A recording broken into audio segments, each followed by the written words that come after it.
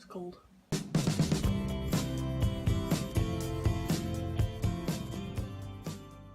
Hey, so as you can probably see by the title of the video, today we're going to be talking a little bit about non-binary identities. Now, it is worth noting that I myself am not non-binary, I don't identify that way, so this is kind of an outsider's perspective on everything.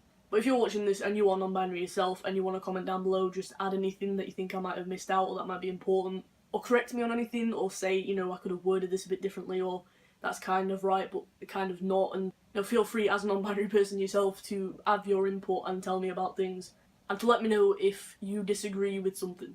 I do struggle with wording things sometimes, so if something comes out a little bit wrong, I apologise. I'm trying to word it as best as possible. But again, if you have something to say about how I've worded something, let me know. I'm more than happy to listen. So first of all, we're just going to go over sort of what non-binary is. So probably the easiest and sort of most basic way to describe it to somebody is that you have male and female, and those are both binary identities. So non-binary would kind of be anything but those exact things.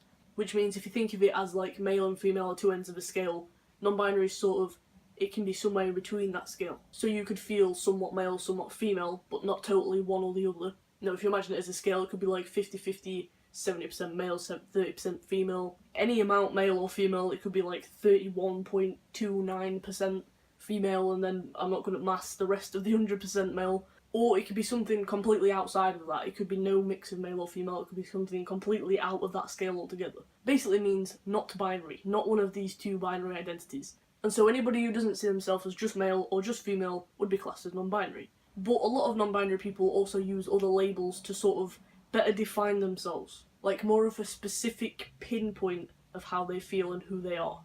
So just a couple off the top of my head that I know would be like agender, demi-boy, demi-girl, gender-fluid, genderqueer, things like that. And this is why I wanted to talk about the labels. Now, I see a lot of people saying that, like, first of all, a lot of people invalidate non-binary people, and it really, really annoys me, because at the end of the day, we're all under the trans umbrella.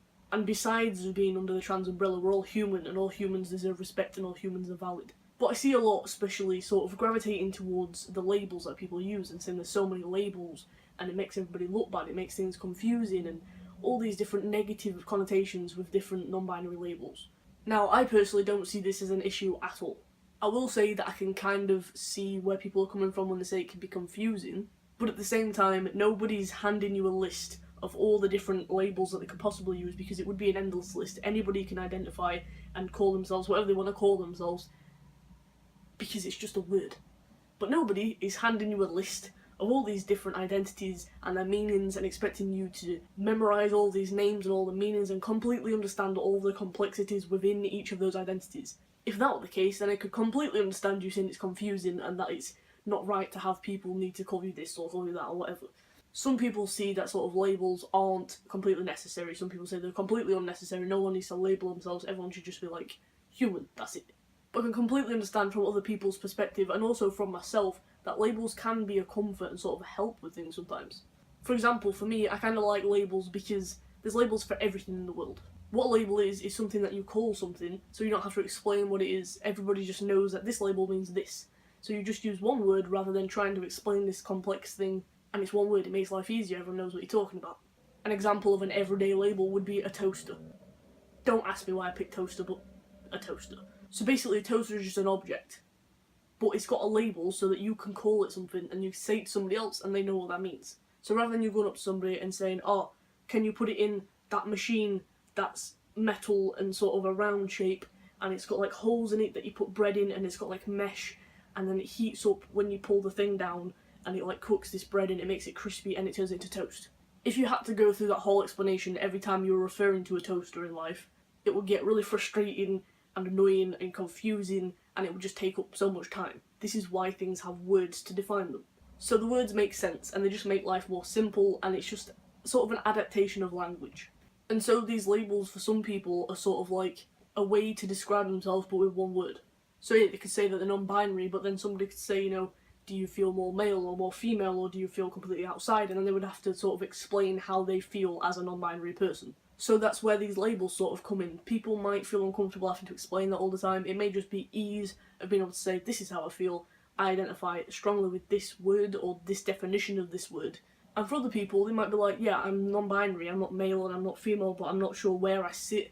I don't know if non-binary completely defines my identity, and it can be really comforting for people when they sort of are like, I don't know how to describe myself without having to go into this whole big thing, and then they'll come across this label that some non-binary people use and see what that means to those people, and they might read that definition and just be like, wow, this is me down to a pinpoint, like, this is how I identify and this is how I feel that I am inside.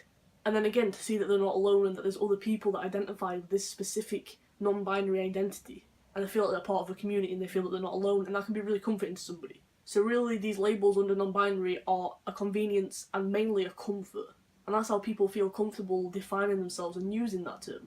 And those labels shouldn't make anybody else feel uncomfortable, and if you're feeling uncomfortable by the way that somebody refers to themselves, then I think you kind of need to take a step back and look at what you're saying. Because if you're uncomfortable with the way that somebody refers to themselves and it doesn't affect you in any way, shape or form, then you need to go off and think about something else, because seriously, it doesn't affect you at all. And I see binary trans men and women like FTM myself and MTF trans women sort of invalidating and talking about non-binary people as if they shouldn't exist, or like they don't exist and it's just people wanting to make something up, and that pisses me off so much. I mean, I saw somebody before talking about like female to male, FTM, you're assigned female at birth and you're transitioning to become male. Or MTF, you're assigned male at birth and you're transitioning to become female. And they'll say like non-binary people were obviously assigned male or female at birth, but you can't transition to become nothing. And that annoys me so much. One, because of the fact that they're not transitioning to become nothing. You transition to become comfortable with yourself and your body. It's nothing to do with you being male or female. If you don't medically transition, you are still male if you identify as male, and you're still female if you identify as female. Also, medical transition isn't the only type of transition. Social transition is the main big thing that most people do before medically transitioning. That's basically coming out to people, telling them your new name if you've chosen a new name, and your new pronouns if you change your pronouns. And basically social transition is like the biggest part of transition. It's coming out because you're transitioning in terms of how people see you or how people refer to you, or just letting people know that this is you, and then people will have maybe a slight different viewpoint on you as a person. Not necessarily in a negative way, just that they don't think of you as female, they think of you non-binary, or they think of you as male, or however you identify. And just to say that someone is transitioning to nothing is terrible, because we're all people, we all have feelings, and we're all valid and enough, and nobody's not trans enough. There's too much, it annoys me so much.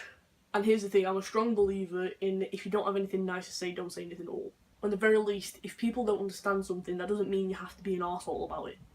That doesn't mean you have to say it doesn't exist, or that's invalid because you don't quite understand it. I'm not sitting here saying that I completely understand all non-binary identities and what it is to be non-binary, because I don't personally understand, because I'm not non-binary. I identify as male. But guess what? I may not completely understand. I'm open to getting educated. I'm open to people telling me about it. I'd be more than interested in anybody messaging me on anything. If you're non-binary and you're watching this and you feel like you want to tell me about certain things, tell me. I'm more than happy to listen. And besides which, even if I wasn't particularly interested in looking up all these different terms and completely understanding, I'm respectful. Being uneducated doesn't mean that you have to be horrible about it. And if you have tried to educate yourself and you still don't understand, just be like, I don't quite understand. I don't understand where you're coming from. I don't really understand what it is to be non-binary or how this works. But I respect you as a person, and I respect your name and your pronouns and the way that you identify. Because I think it's bad enough with all of the cisgender people that don't understand trans identities and just dismiss us and abuse us and are horrible about it because they don't understand it. I don't think that more needs to come from within the actual trans community. It's just counterproductive, really, isn't it? And by the way, when I was referring to cis people being transphobic, I didn't mean like all cis people are transphobic and all cis people are awful. Because that's another thing that I see a lot of and does really annoy me, because at the end of the day, how many trans people have like all of their other family being trans? And then by saying that all cisgender people are horrible means that you're calling like all your family horrible, probably most of your friends. And like, I wouldn't do that anyway, because I know there's plenty of cis people that aren't transphobic and are really supportive. My mum and dad are really supportive, all my family are really supportive. So yeah, pinning all of that on all cisgender people is just wrong. But yeah, anyway, slightly sidetracked by that. But yeah, I think the point of this video is basically just that these labels make people comfortable, and there's nothing wrong with having a more specific label for the way that you feel that makes you feel more comfortable with yourself. Again, in terms of being confusing, if you are confused by this, nobody's giving you a list of all the different possible labels and identities and making you memorise the label of the identity, the definition, and all the complexity behind it. So it's really not confusing, because no one's expecting you to learn it all. if you know somebody who is non-binary and identifies themselves with one of these certain labels, then yeah, it would be great for you to educate yourself a little bit, at least on that label that they feel, or about how they feel, and in the very least just accept the fact that they are non-binary, they identify this way, they may use certain pronouns, they may use a different name. Just accept them. And to be honest, I really don't want to get into they them pronouns because that's one of the things that really does annoy me. And to be honest, I think that I couldn't put it any better than Jake Edwards put it in one of his videos, and that was all about non-binary people using they them pronouns. I'll link that below, you really should check it out because it is a great video and it just explains it so on point and you really can't argue with it. So yeah, I'm going to leave out they them pronouns because it'll annoy me more because I'm getting stressed just talking about it because these things really annoy me.